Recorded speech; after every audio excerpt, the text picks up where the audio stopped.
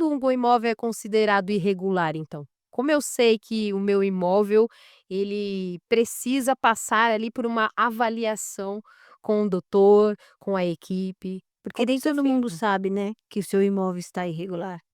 Então conta aqui no nosso canal Direito de Saber.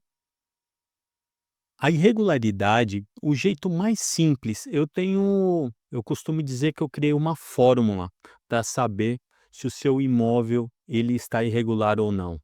E essa fórmula é: o seu imóvel está apto a ser financiado pelo banco?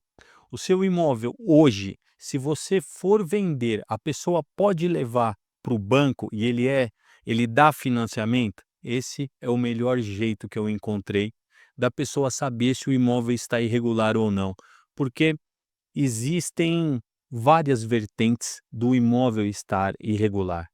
Pode ser a falta de uma escritura, ou só um contrato particular, ou um inventário que não foi feito. Existe inúmeras possibilidades que o imóvel ele está irregular naquele momento.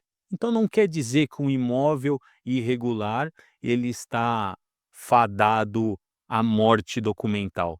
Ele está irregular naquele momento por algum motivo. E essa fórmula é o melhor jeito de saber.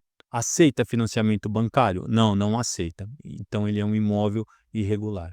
Muitas vezes a pessoa não sabe o porquê que ele está irregular.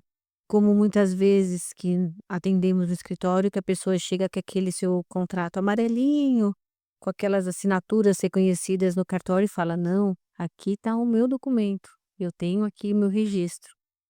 Ah, então porque muitas confundem que é só ter o documento que tá tudo certo. Ah, é isso, né, doutor? Não é isso. E você trouxe um fato muito, muito interessante.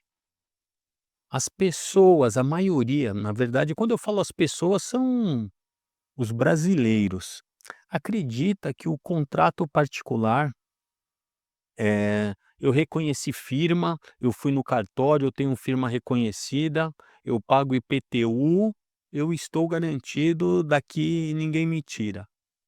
Então, sobre o contrato, 70% dos contratos, isso é Google, 70% dos contratos têm cláusulas leoninas, já começa daí. Então, o contrato, normalmente um contrato particular, quando ele é feito, são poucas as pessoas que procura um profissional habilitado, um profissional que faça esse contrato. Normalmente é aquele contrato que pega na internet, é aquela colcha de retalhos e que na verdade esse contrato que a pessoa tem, o adquirente do imóvel tem, na verdade, é aquele verdadeiro tiro no pé.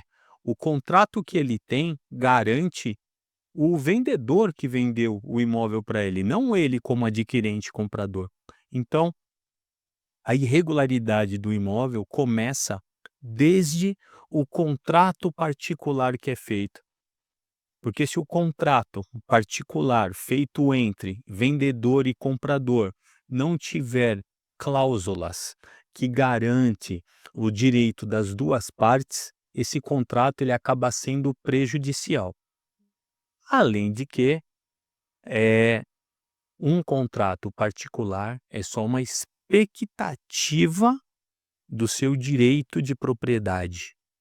E falando de propriedade, para não ser técnico aqui, o assunto não ficar Hum. chato, para entender, é: propriedade é o documento que garante que você é proprietário. Propriedade é de proprietário, é quem está na matrícula do imóvel lá no registro de imóvel. Conte um pouquinho antes do que é a matrícula, aí para você continuar seguindo. Bem, falar a doutora Renata aqui é um A especialista. doutora Renata é especialista. Eu tô aí como jornalista só ouvindo, mas E doutor traz a que é gente. muito interessante, porque até 72, se eu não me engano, né, eram as escrituras. E muitas pessoas falam: "Tenho escritura, tenho escritura, tenho escritura", quando na verdade era transcrição, na verdade, em transcrições. Eram as E as pessoas não sabem que a matrícula, a importância que tem. Doutor, conta Eu pra gente. eu posso trazer, mas a minha fórmula eu gosto Ó, sempre de sim. simplificar. Então, eu costumo dizer que A matrícula do imóvel é a certidão de nascimento do imóvel, para ficar mais fácil.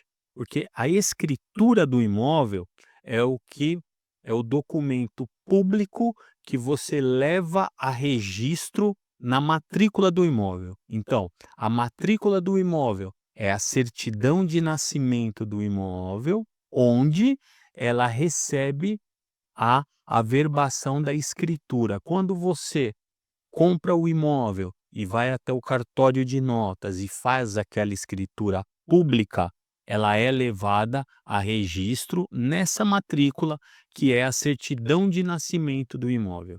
Então, o caminho do adquirente do imóvel, ele vai até o cartório de notas, faz uma escritura, depois que ele já contratou um profissional, que levantou, fez a due diligence, levantou todas as certidões, verificou esse imóvel pode ser comprado, o vendedor não tem dívidas, se a empresa não tem dívidas trabalhistas, dívidas de impostos, fez todo esse levantamento, que é a due diligence, está ok, a pessoa vai para o cartório, lavra-se a escritura e depois a escritura que você fez no cartório de notas, você leva pro registro de imóveis. Você ou o próprio o cartório de notas encaminha para o registro de imóveis para registrar na matrícula, que é a certidão de nascimento. Isso tudo é a propriedade.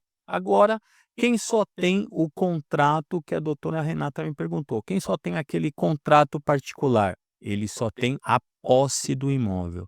Ele mora no imóvel, ele tem a posse do imóvel, mas ele ainda não tem a propriedade, que é lá na certidão de nascimento do imóvel. Então, são dois universos entre.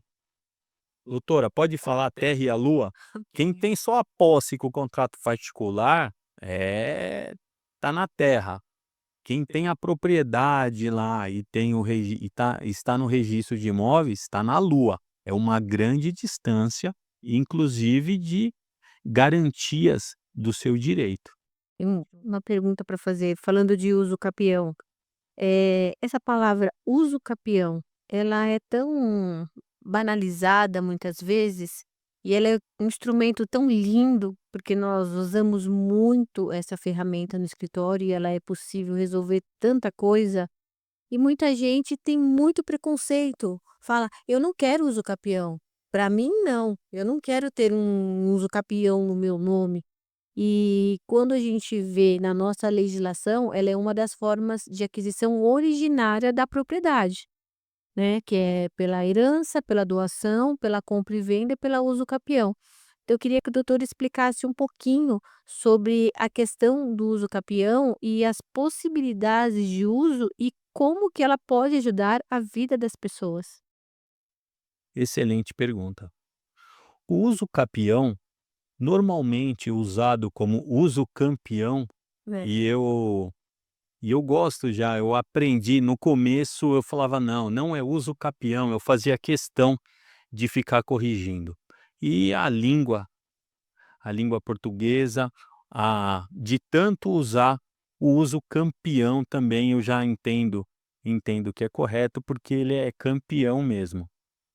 O uso capião, ele é uma forma originária de adquirir a propriedade. Então, da mesma forma que você compra um imóvel, se você adquire a propriedade pela uso capião, que são os poderes que a lei te confere se você cumprir todos os requisitos, ele tem a mesma força de quem foi lá e comprou o imóvel. Por isso que se chama aquisição originária. O uso capião, ele tem o mesmo efeito de quem comprou e pagou pelo imóvel. Essa é a primeira definição do uso capião, e a gente consegue desmistificar aquela coisa de que uso capião, eu não invadi meu imóvel, uso capião é para quem invadiu.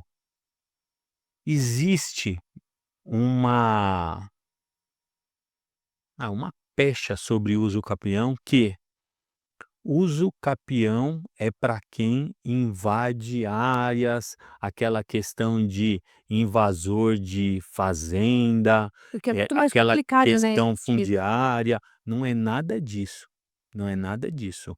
Uso capião é: a lei te confere direitos se você cumprir o tempo de posse naquele imóvel. E aí, dependendo do prazo que você cumpre, que pode ser 5 anos, 10 anos ou 15 anos, ou 2 anos, se o marido foi comprar pão e não voltou mais, a mulher pode pedir usucapião do imóvel se ele for comprar pão, cigarro, sumir 2 anos, ele perdeu o imóvel. Ela pode entrar com usucapião marital.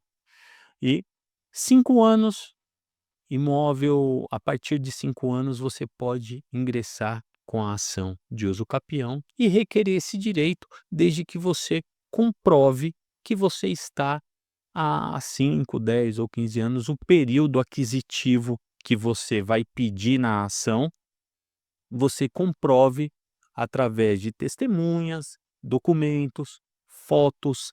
E hoje em dia, em um dos meus vídeos que eu gravei, eu falo que o entendimento do tribunal, do Superior Tribunal de Justiça, ele vem mudando com relação ao usucapião.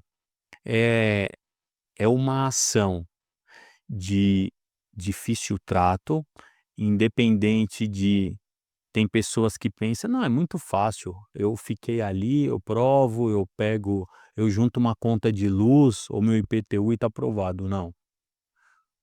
A maioria, né, a doutora Renata sabe disso, a maioria das ações de usucapião, elas não andam e muitas pessoas acabam desistindo das ações de usucapião, porque o profissional do direito que ingressa com essa ação, ele não cumpre rigorosamente o checklist que a lei pede.